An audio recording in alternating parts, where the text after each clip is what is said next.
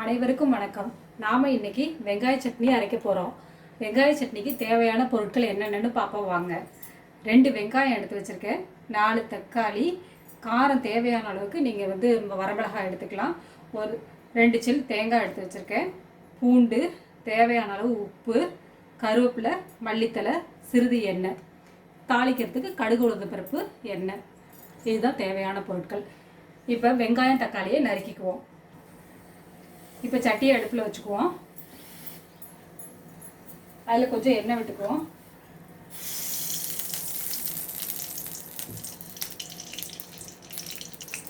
இதில் பொடியாக நறுக்கின வெங்காயத்தை போடுவோம்.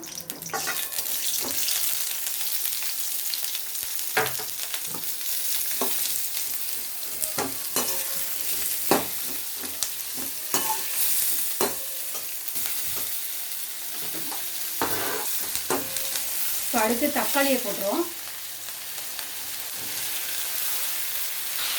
இப்போ இதில் உப்பை சேர்த்துடலாம். பூண்டு, வரமிளகாய்,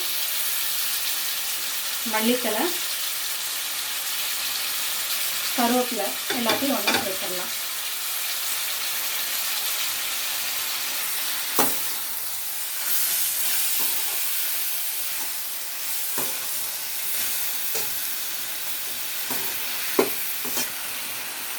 இப்போ அந்த 2 சில் தேங்காயும் சேர்த்துடலாம்.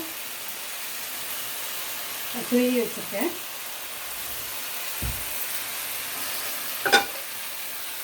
நல்லா வதங்கட்டும்.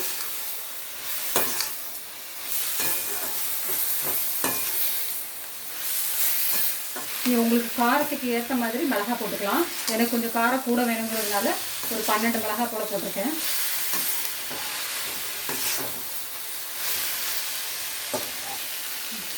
இப்போ நல்லா வதங்கிருச்சு.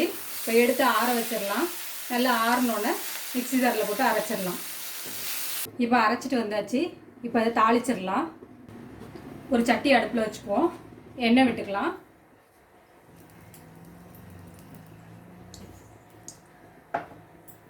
எண்ணெய் காயட்டும். எண்ணெய் காய்ச்சோன்னே கடுகு உளுந்தம் பருப்பு, கருவேப்பிலை போடுவோம்.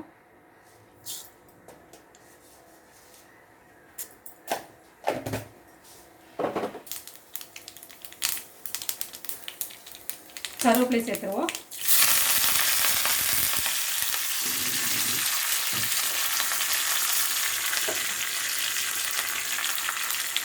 கடுகு பொரிஞ்சிருச்சு. இப்போ இதை நம்ம சட்னியில் சேர்த்துடலாம்.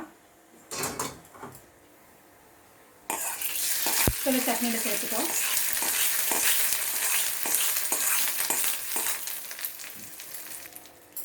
சுவையான வெங்காய சட்னி ரெடி ஆயிடுச்சு. இதை நீங்கள் வீட்லேயும் ட்ரை பண்ணி பாருங்கள்.